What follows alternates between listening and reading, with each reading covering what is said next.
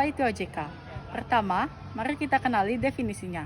OJK adalah lembaga negara yang independen dan bebas dari campur tangan pihak lain. Fungsinya untuk mengatur, mengawasi, memeriksa, dan melakukan penyelidikan di seluruh sektor jasa keuangan di Indonesia. Bayangkan, OJK sebagai wasit di sebuah pertandingan besar. Pemainnya adalah bank, perusahaan asuransi, pegadaian, hingga perusahaan investasi. Tanpa wasit ini, persaingan bisa jadi tidak sehat dan konsumen, yaitu kita, bisa dirugikan. Sejarah singkat. Kapan OJK ini lahir? OJK dibentuk berdasarkan Undang-Undang Nomor 21 Tahun 2011. Sebelum ada OJK, pengawasan bank dilakukan oleh Bank Indonesia, sedangkan lembaga keuangan lain oleh kementerian terkait.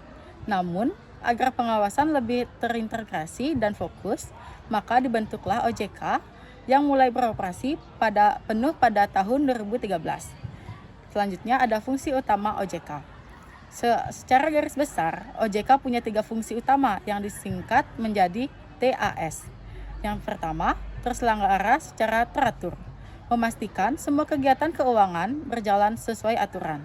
Yang kedua, adil dan transparan, menjamin tidak ada informasi yang ditutup-tutupi dari nasabah. Yang ketiga, stabil, menjaga agar sistem keuangan Indonesia tidak mudah goyang atau krisis.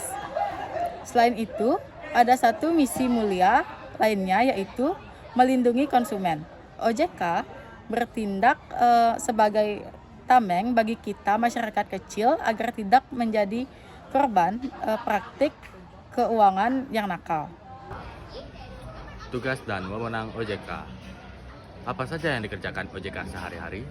Tugas mereka mencakup 3 sektor besar: perbankan, pasar modal, dan IKNB. Perbankan, yaitu mengawasi kesehatan bank tempat kita menabung. Lalu pasar modal yang mengatur perdagangan saham dan obligasi. Lalu IKNB, yaitu industri keuangan non-bank. Ini meliputi asuransi, dana pensiun, hingga fintech atau pinjol. Lalu untuk menjalankan tugas itu, OJK punya wewenang yang kuat, seperti menetapkan peraturan pelaksanaan, memberikan atau mencabut izin usaha lembaga keuangan, hingga memberikan sanksi administrasi ada bank atau perusahaan yang tidak taat aturan. Nah, sekarang kita bahas yang paling penting nih. Apa sih aksi nyata OJK buat kita sehari-hari? Ada 4 peran besar yang harus kalian tahu. Pertama, penumpas pinjol ilegal dan investasi bodong. OJK adalah garda terdepan dalam memberantas pinjaman online ilegal yang meresahkan. Mereka juga aktif menutup skema investasi bodong yang menjanjikan keuntungan tidak masuk akal. Ingat rumus 2L dari OJK, legal, yaitu cek izinnya, dan logis, cek keuntungan yang dijanjikan. Kalau tidak memenuhi keduanya, jangan berani coba-coba. Kedua, pelindung dana di bank.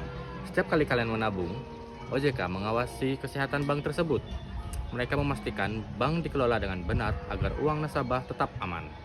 Jadi kalian tidak perlu cemas uang kalian hilang karena manajemen bank yang sembrono.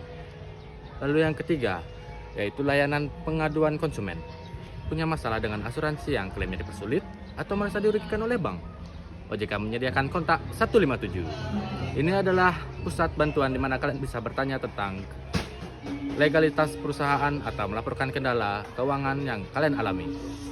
Lalu keempat, yaitu edukasi literasi keuangan. OJK tidak hanya menguasai, tapi juga mengajari.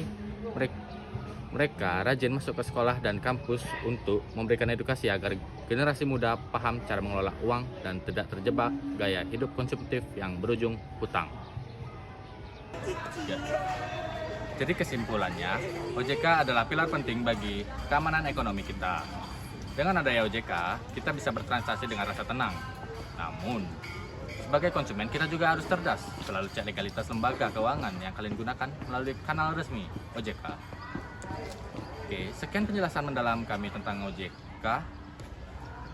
Jika video ini berasa bermanfaat, kami ucapkan terima kasih dan kami tutup dengan Parama Santi.